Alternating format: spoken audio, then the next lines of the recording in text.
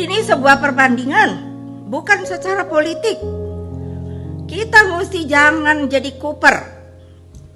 Buka diri ke dunia. Anak muda kita, saya bilang sama presiden, jangan dimanja. Dibilang generasi kita adalah generasi milenial.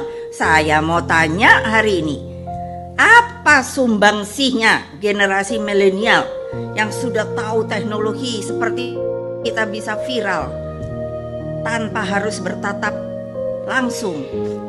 Apa sumbangsih kalian pada bangsa dan negara ini? Masa hanya demo aja? Nanti saya dibully. Saya nggak peduli. Hanya demo aja, ngerusak. Apakah ada di dalam aturan berdemo? Boleh saya kalau mau debat. Ada aturan dalam demo, diizinkan karena ketika reformasi kita masuk ke dalam alam demokrasi, ya. Tapi adakah jawab aturannya bahwa untuk merusak? Tidak ada. Saya yakin tidak. Kalau ada orang bilang ada, Bu, mana dia? Sini. Sini, kasih tahu sama saya. Saya jelek-jelek gini, manusia unik loh di republik ini. Ya, saya bilang begitu. Kenapa? Bukan menyombongkan diri, tidak. Orang tua saya dua-dua pahlawan. Mau diapain? Mau diomongi PKI, mau apa, terus sebodoh. Untuk menjadi pahlawan nasional tidak gampang. Bung Karno dibilang proklamator. Saya anggota DPR 3 kali. Anggota DPR saya waktu zaman Pak Harto itu di Litsus.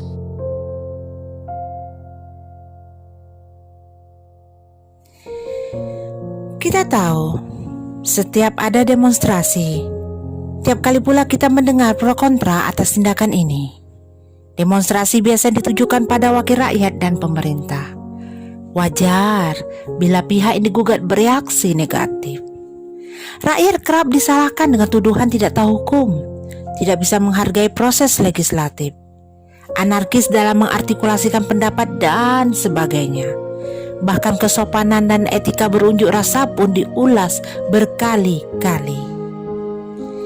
Dari titik ini saja seharusnya kita dapat menyadari betapa berat untuk menjadi demonstran itu.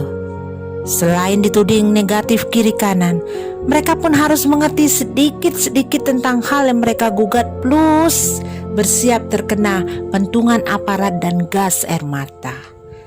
Masihkah tega kita menyalahkan mereka?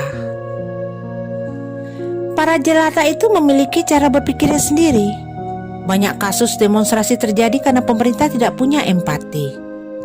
Pemerintah merasa paling tahu apa yang diinginkan rakyat, tetapi tidak pernah merasakan hidup sebagai rakyat yang berkesusahan. Elit dan rakyat itu berbeda. Mereka punya cara hidup dan cara pandangnya sendiri-sendiri. Mereka punya kesibukannya masing-masing. Kepentingan dua pihak ini terjembatani hanya pada saat pemilu saja. Sehingga demonstrasi adalah satu-satunya cara untuk menarik perhatian elit di luar fase pemilu.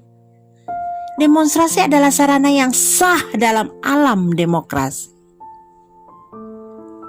Pemberian amanat oleh rakyat dalam pemilu bukanlah sebuah paket mutlak yang boleh dipakai elit untuk bersenang-senang atau sewenang-wenang atau suka-suka.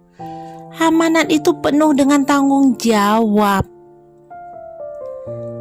Pendelegasian suara rakyat pada DPR juga sesungguhnya bukanlah wujud wakil rakyat secara substansial, tetapi hanyalah bentuk pendelegasian suara prosedural. Dari namanya saja dia disebut wakil rakyat. Jadi wakil rakyat ini bukanlah rakyat, tetapi dia adalah bagian dari elit.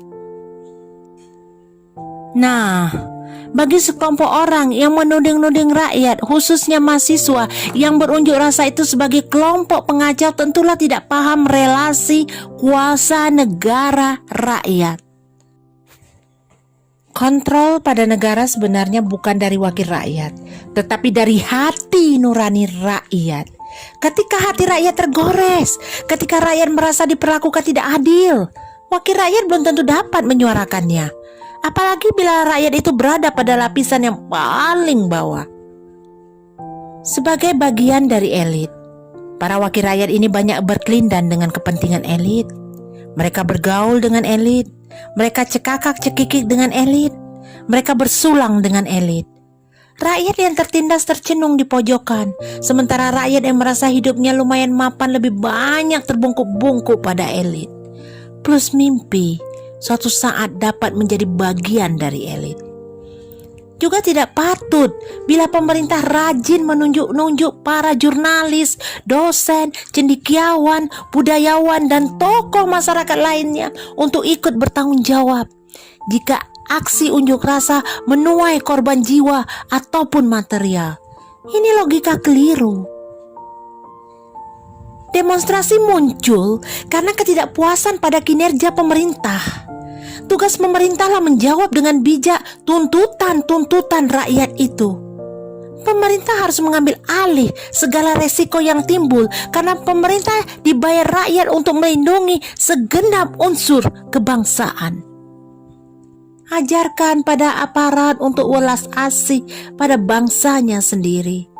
Sabar pada rakyat yang nanar karena merasa masa depannya gelap. Panik karena tak tahu akan seperti apa untuk menghidupi keluarganya.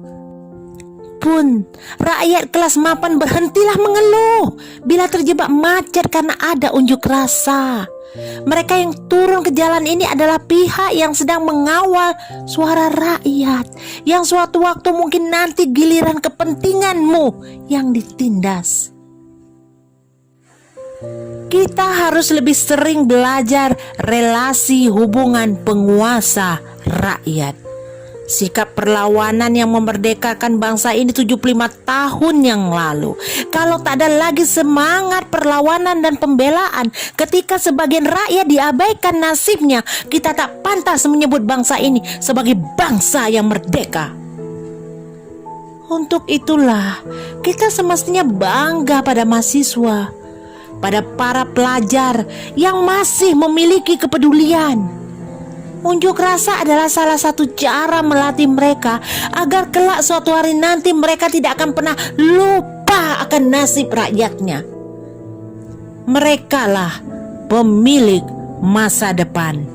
Di atas segalanya, suara rakyat tidak boleh bungkam.